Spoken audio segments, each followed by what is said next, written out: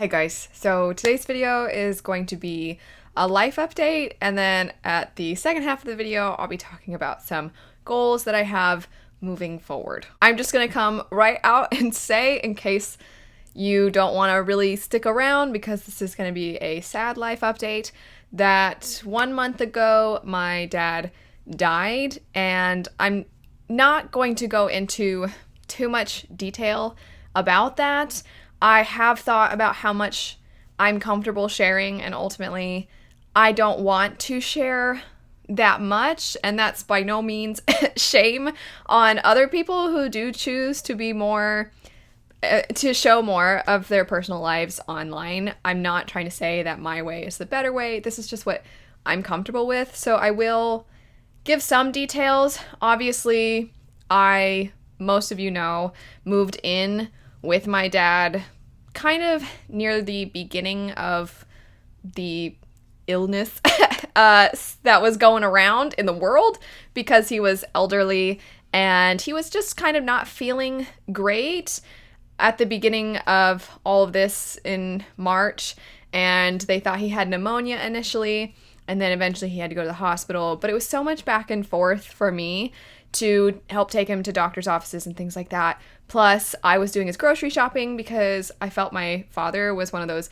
at-risk individuals, given the fact that he was older and things like that. So my husband and I had made the decision to move in with him so that any health concerns moving forward we could be here for. I'm so grateful that we made the decision when we did, because there were a lot of things that happened. Essentially, my dad's health deteriorated very quickly. In some ways, I feel it was not because of his actual health, but because of the decisions of some individuals in the healthcare world that I won't go into too much detail, but I'm very sorry also. This is probably going to be all over the place. But essentially, my dad went in to the hospital for some fluid buildup in his lungs. That was the reason he wasn't feeling good. And the surgeon at the hospital told him that he very much thought my dad needed surgery. I couldn't come visit my dad when he was in the hospital because of everything going on. And the surgeon very much made my father believe that this was what he needed to get better.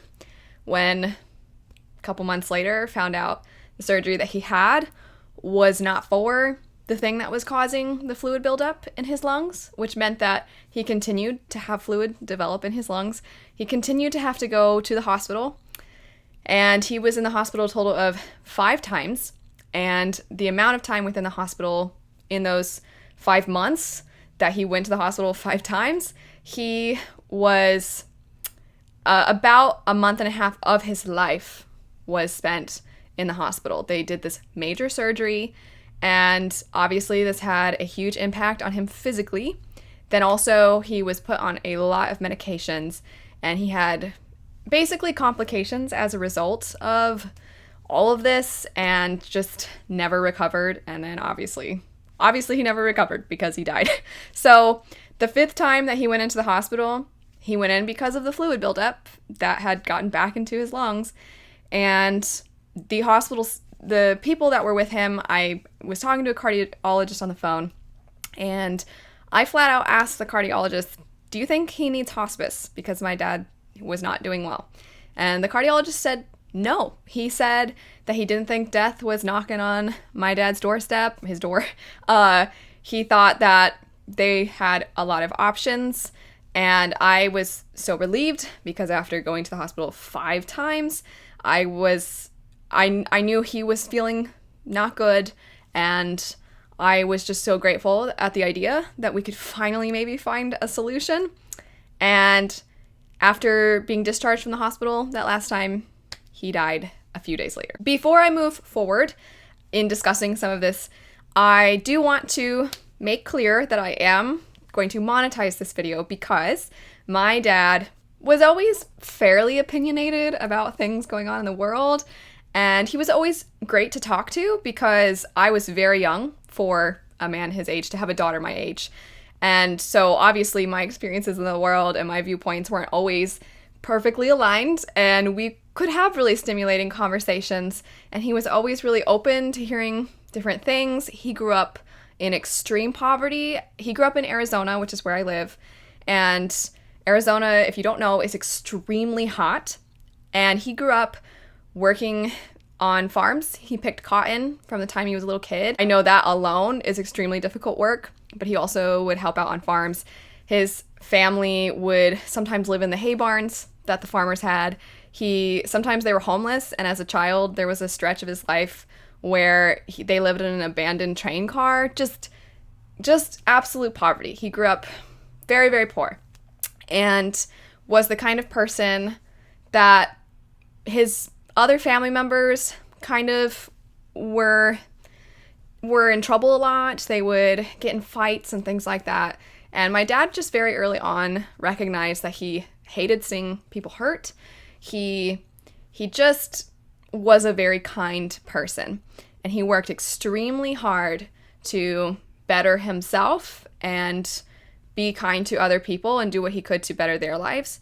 So I've decided to monetize this video because at the last stretch of his life, despite that he had opinions about things throughout the world that were, he would always be open to shifting his mindset and things like that, the thing that ultimately made him far less not concerned, but less, I guess you could say, worked up about certain things, was just seeing terminally ill kids.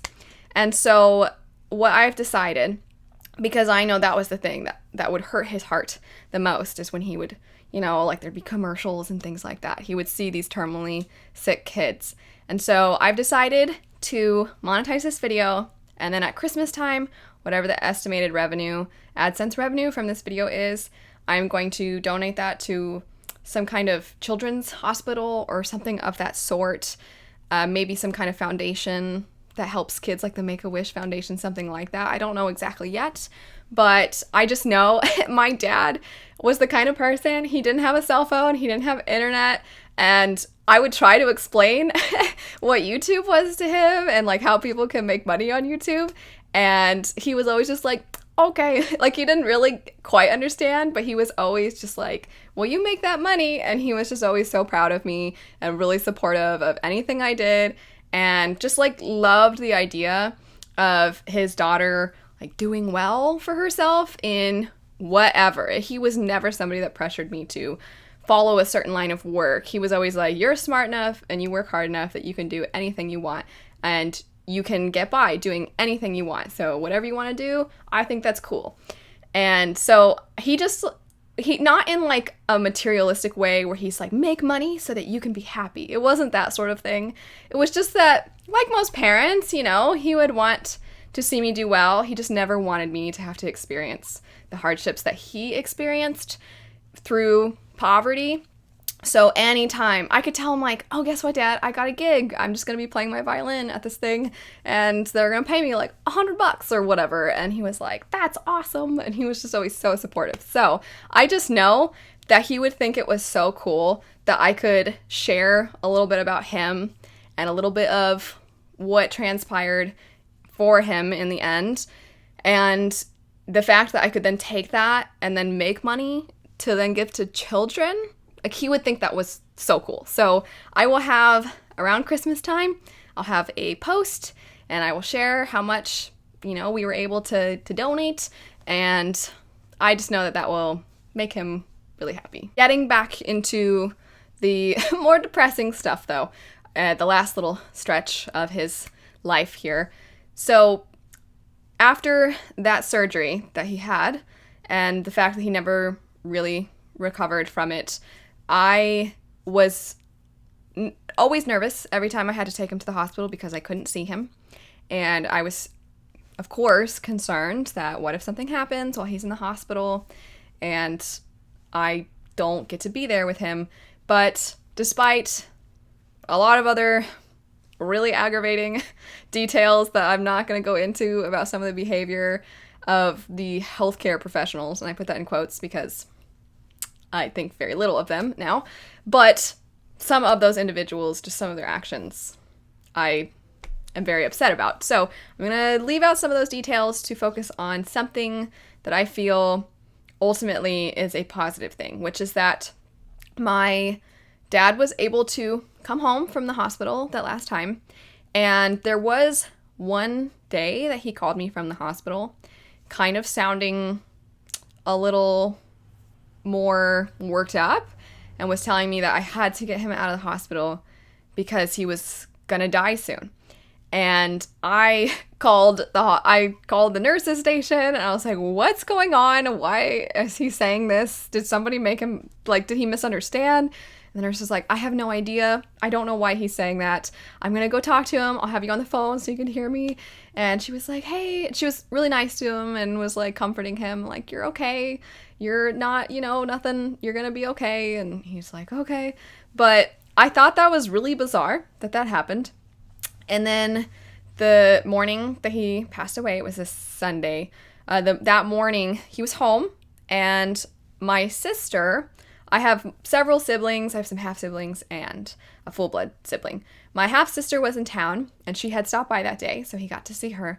And then my full-blood sister and her husband and her 2 little girls, they had driven all the way from Texas, and we're going to be seeing him. And he came home Wednesday night from the hospital, and the couple days after that, just something was different. I mean, every time he came home from the hospital, a lot of times there was weird side effects from the medications and things like that, and he had lost so much weight to the point where he weighed less than me, and I am about 5'3.5", and my dad was, I mean, he used to be 6'1", but obviously with age you kind of shrink, so I would say he was closer to 5'11". For a man who is 5'11", who used to he was very healthy. He would go for 1 to 2 mile walks like every day, and he ate really well, and he would lift weights and stuff. So he physically was very active. He had a good amount of muscle on him and everything. The fact that in a very short amount of time, not over the course of those months, I mean like pretty much right after the surgery, he was skin and bones. Like he weighed so little. But there was just something different about this last time that he came home from the hospital. And I was a little concerned, but ultimately was, as I had been the entire time, trying to be optimistic and cheery around him and very happy for his sake. But that morning he said, I'm gonna see my grandkids and then I'm done. And it's the only time in these last few months, it's the only time that I almost cried because I had to like leave the room. My husband was being really sweet with him and was like, let's get you dressed, like they're coming all the way from Texas and you're doing okay and we'll get you like out and comfy on the couch and, all this stuff. And I had to leave the room and compose myself because I was getting mad. And mad because I was like, no, you're not. You know what I mean? I was like, no. Ugh, I was just so angry. I think all of the emotions I'd had that I had been, because I was his caretaker. So seeing him not do well, my focus was to make him feel as happy as possible, as good as possible, and just make sure that I didn't project my negative emotions onto him. So I think just like months of having all of that contained and then having him say that, I was like, no. So I had to compose myself, and I came back in, and then we were able to, like kind of make him feel a little bit better. And my sister came over. Like I said, my half-sister had ended up coming over and stopping by for a bit, and then my sister came over with her 2 little girls and her husband, and then he died. And he died after getting to visit with them. And that was lovely. I was so happy because given everything going on, obviously travel is very difficult. Finances for a lot of people are very difficult. But the fact that my sister and her husband and her kids were able to come out is something I am very grateful for because he hadn't seen them in a while. So my husband was kind of like right by him. And the last thing he saw, my dad, was he was watching one of my nieces, so my sister's daughter, playing with our dog. And Akitas are my dad's favorite kind of dog. He loves Akitas, and he was smiling. Obviously, with everything going on in the world, there have been so many people that haven't been able to have those last moments with their family members. So even though I by no means am saying that these last few months, like, I'm just grateful that that's how it ended. Like, I am very angry at a lot of what occurred, a lot of the people that were involved in his care. I'm not happy with that. I was so close to my dad, so the obvious, like, he's not here anymore stuff is really difficult, but also the being so angry and feeling so helpless, that has been very difficult for me as well. But I am at least grateful. I kind of poked fun at this, but I am grateful that there are other people who experience similar things and then don't get that last comforting moment. So I am glad that my dad was able to have that he was able to be with me and my husband. He got to see one of his other children, got to see my sister, his granddaughters, and with my dog, and I know he loved her. And she was, by the way, Luna Bear was so good with him. Oh my gosh. She was so good. Like, when we would help him go from, his chair to go take a nap or something, Luna was like, almost like, I think, like, annoyingly so, would be like right at his feet, following behind him to make sure he was okay. And she was never overly energetic. She seemed, dogs, I think, no. And so she, I think, understood that, oh, this human is not doing so well. Grandpa is more fragile. And so she was always really careful with him. And she would a lot of times lay right outside his door. She was so good. Dogs are so special. Anyway, though, I do want to I don't feel I owe anybody an explanation as to, one, why I decided to wait the amount of time I did before sharing this. I don't feel I owe anyone an explanation. I also don't feel like I have to explain myself for continuing to make videos throughout this time and also since he passed away. While I don't feel I owe anybody anything, I still want to kind of explain why I chose to still make videos and why I have been making videos since fairly consistently. Here and there I would miss some stuff, but I would still aim to do around 3 a week.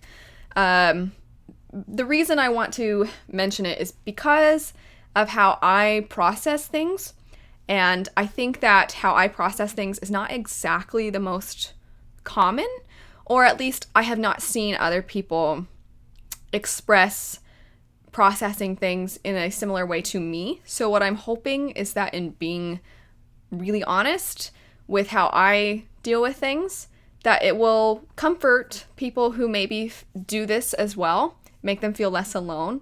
But also, for those of you who don't process things this way, I think it is always helpful to understand maybe a little bit of why other people do the things that they do. I am the kind of person who embraces the opportunities that present themselves in different situations. I like working.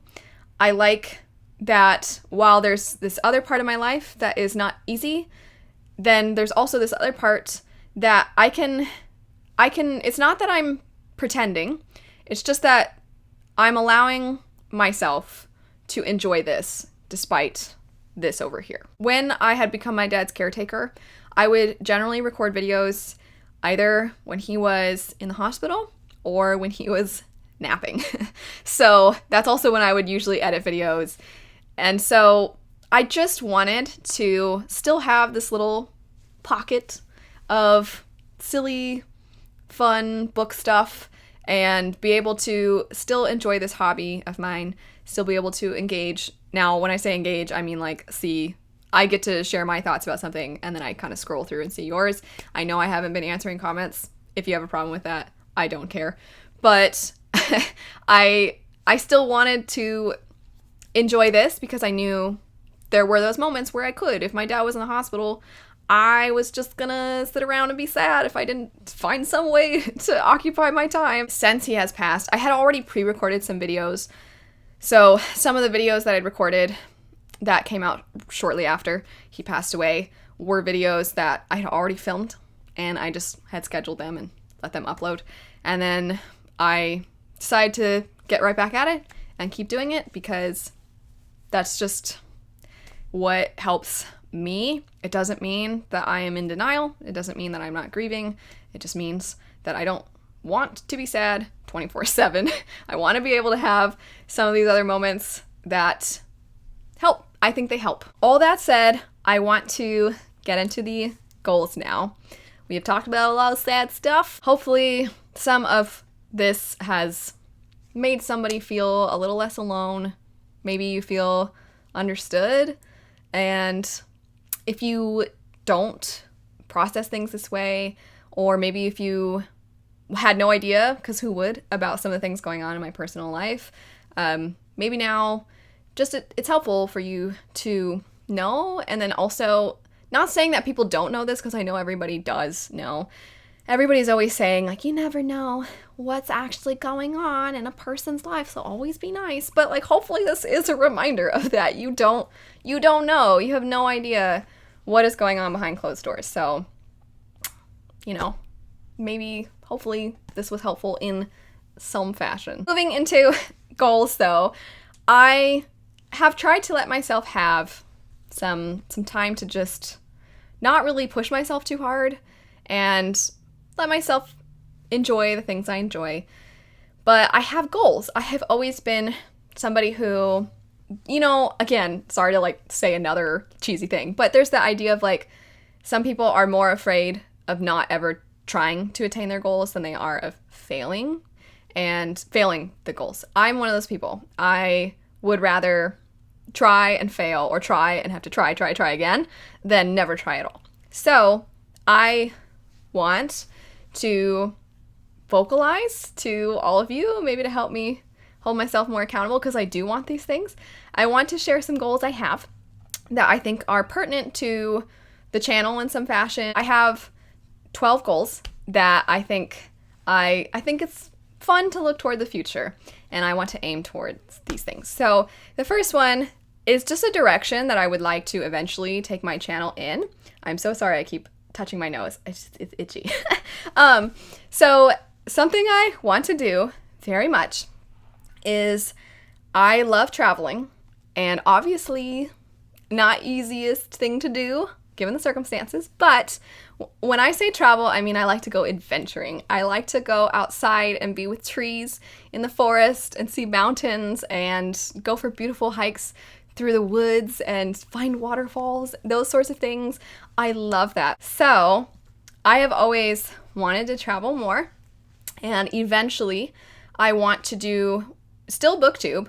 I still plan to do regular booktube videos, but I want to do the occasional travel vlog where I maybe bring a book or two and I go somewhere and I go hiking and I stay in like cool places. And ultimately what my favorite type of adventuring would be getting some kind of camper van. It's what I did when I went to Iceland. It was the best.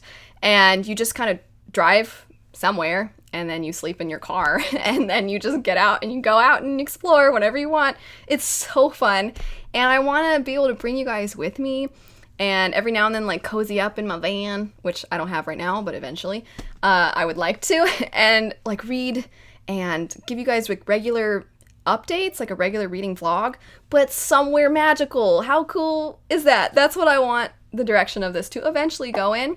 My husband and I, our 5-year wedding anniversary is actually the day after this is gonna go up. So we have decided that in October, when the weather's a little nicer, we have booked a little stay in northern Arizona, and we found a pet-friendly little place. So we're gonna bring Luna Bear with us, and we're gonna go hiking, and we're gonna enjoy being outside and all that fun stuff. And I think this will be a great opportunity to kind of get an idea of how maybe this would go. I'm excited about it. I think it'd be so cool to combine a travel setup with a booktube setup. Some other channel goals are relatively straightforward, so they don't require a lot of elaboration. One of them is to post at least 3 times a week. I used to post basically every day. And I don't know if I ever want to go back to posting every day because one of my other goals is to engage more with the community. And I don't just mean eventually getting back to answering comments, but also there's a lot of really nice, wonderful people on BookTube. And I would like to be more supportive. I had this plan already of doing this earlier in the year, and then everything went down the toilet. So I haven't been able to be as supportive of other people as I would like, which is a bummer, but I really want to be able to be more supportive of other BookTube creators. I also want to get into a regular work schedule. I'm so behind in answering emails and getting back to people because it's like the least of my concerns right now. I know it sounds selfish, but while I have been posting videos and like posting stuff on Bookstagram, stuff like that, the other stuff, like I hate answering emails. So that's like the one thing that I'm a little disappointed in myself in because I know it involves other people, but I'm like, I don't want to deal with that. So I'm so sorry if you've emailed me and I haven't got back to you. It's nothing personal. And I might end up still missing some emails as a result of slacking on that. But I want to get back into a regular work schedule, and that is part of it is being able to answer emails in a timely manner. And I also want to have a regular reading schedule. I mentioned Bookstagram a second ago. That is also another goal of mine. I actually really do enjoy taking Bookstagram pictures. I know it's so random and silly, but it does make me happy. And also it helps authors and it helps expose people to books maybe they didn't know about. It's such an easy way. You don't have to watch a video. You can just see a picture, a cute, pretty picture, and then some kind of caption like, oh my gosh, I love this book. And it might make somebody interested in picking it up. I think that's great. So I want to be able to be posting on Bookstagram a lot. If you follow me on Bookstagram, you may have noticed that I've started incorporating some travel pictures, and that's because I really want to eventually combine these two loves of mine. 3 of my goals have to do with writing. If you don't know, I have a book. It's called Peace and Turmoil. It's the first book in an epic fantasy series. I would love to complete the very first draft of book 2 by the end of this year so we can really get things moving. I have written a little bit recently. I've allowed myself to get back into it, and I love it. I'm so pleased with some of the stuff that I've managed to get out. So it's getting me excited again, which I'm really excited about. And the other writing things, I want to eventually get back into getting the cover ready to go, doing a cover reveal for the sequel, Remnants of Dawn. I think that'll be so fun. And then also, I want to get an audiobook done for the first book. Last 3 are a little bit more random. One of them is to actually provide patrons on Patreon with perks for being patrons. I am so thankful to my patrons for their continued support. I did end up updating them before I made this video, but I felt, these people are directly supporting me, and I've gone silent in a lot of ways, especially on Patreon. And I have updated them occasionally, like, I'm so sorry. I don't know when I'm going to be able to go back to being here, but probably not necessarily soon. And people have been so supportive and so nice. And I think a lot of times people, they just want to show their support. So they're like, here's $1 every month. But I still feel bad because, the whole point of Patreon is to get extra perks for supporting this person. And I've not been providing that. And I don't think anybody on my Patreon actually cares, but I still feel bad about it. So I want to get back to being able to provide something fun for patrons. Another thing is I want to be able to get back into doing more character art. I love doing character art, and getting into digital art more within this last year has been so fun. I want to continue to work at it, continue to get better. I have a little commission lined up, and I want to continue to possibly do character art for people. So I'm really excited about that, and I want to be able to do the occasional patron character art where I do some character art for my patrons. And the last one is so random, and it's something I've kind of like kept a secret, but I a long time ago, I have a friend who has her own bookish candle business, and because of some things happening in her personal life, she decided ultimately that she just didn't have the time for it. So she asked me if I wanted to buy her business from her. All the candles, all the supplies, everything. And I said, yes. The candle company is called Cauldron Candle Company. You've probably heard me talk about them before. I've always loved her candles, and she used to let me come over, because she lives in the same state as me. She'd let me come over and like help make scents, and there were certain characters that she knew nothing about, so she was like, can you help me come up with a scent for this character? And we would hang out and make candles, and it was, well, she would make the candles, I would just like help her make the scents, but it was so fun. And so I was like, you know what, I want to do that. I think that sounds great. And I have so many candles now just like sitting in the closet, and I want, what I'm planning on doing for that is I want to create boxes, and unfortunately I will probably only be able to offer them in the US for this initial plan because of the price of shipping, and given everything going on in the world, shipping is kind of crazy anyway.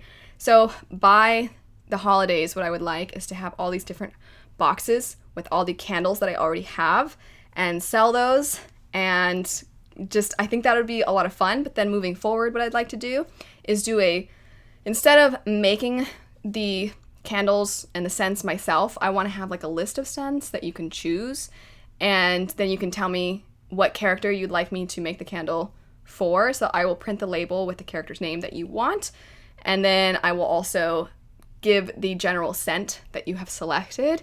And that way they are truly customizable, because as much as I love so many different candle businesses, I have always found sometimes I love the character, but the scent that is made, I'm like, I don't really like that scent though. And so I think this would be the best way to ultimately make it as customizable to you as possible. That part of this probably won't happen until maybe next year sometime. And that part I am hoping to be able to offer internationally. I think for shipping prices, the thing that makes the most sense is to offer essentially like a candle box. So you select multiple candles instead of just one, because shipping for one candle is very silly. So anyway, I'll figure out all of the details for that. But that portion, that just the candle stuff in general, is one of my goals. I think the next video that I would like to do would be a bookish haul that is going to involve some items that I've purchased that I think are going to help me start to get some of these goals going. And I'm really excited about that. I'm going to also show you just some general bookish goodies that I've gotten recently. So I think that's going to be my next video. I'm just really trying to not start fresh, but just like kind of establish like this. Now I'm gonna move forward. And if you know what, if I end up having a day where I'm like, I'm sad and I don't want to film, then I won't. And I'm not gonna be too harsh on myself about that. But I just really felt I wanted to say something. I didn't need to. I wanted to say something at some point. And I think it was getting to a point where I wanted to wait a certain amount of time, so I had some distance from it, because I really didn't want people's opinions about how I was conducting myself or the decisions I was making. I didn't really want people to tell me what I should be doing, whatever. I didn't want that. And then also, I thought if I waited too long and I didn't say anything, then I don't know, I was even starting to have anxiety when people would be like, I was just wondering, how are things? Just that, even though it was well-intentioned, those kinds of comments would make me very uncomfortable. Not anybody's fault, just I just felt like and feeling like, oh my gosh, what if people are like, oh, she's starting to post consistently, is that, I guess things are better now? Or I don't know, just I wanted to find the moment that I felt comfortable sharing. I felt that moment was now. So there you go, there's some stuff about me. I hope everybody's doing well, and I don't know if I have too much else to say. I've already said a lot in this video, so thank you for watching. Thank you for your support, and I will see you all later. Bye.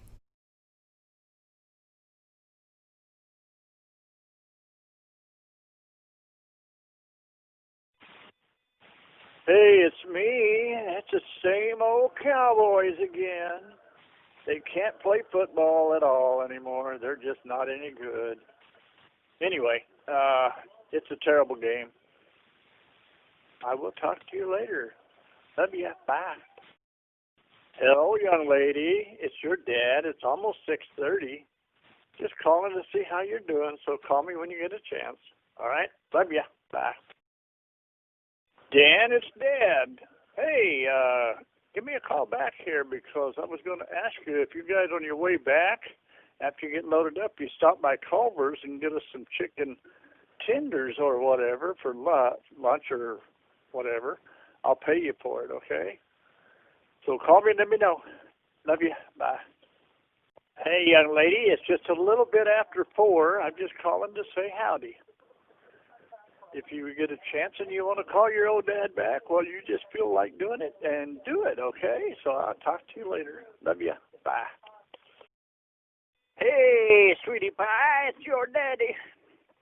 Hey, I'm sorry I missed your call. I was out spraying for weeds again. But anyway, hey, Dan, it's about 10 minutes until 2, so give me a call. I'm sorry I missed your call, but anyway, I was out spraying for weeds, so give me a call, okay? Love you. Bye.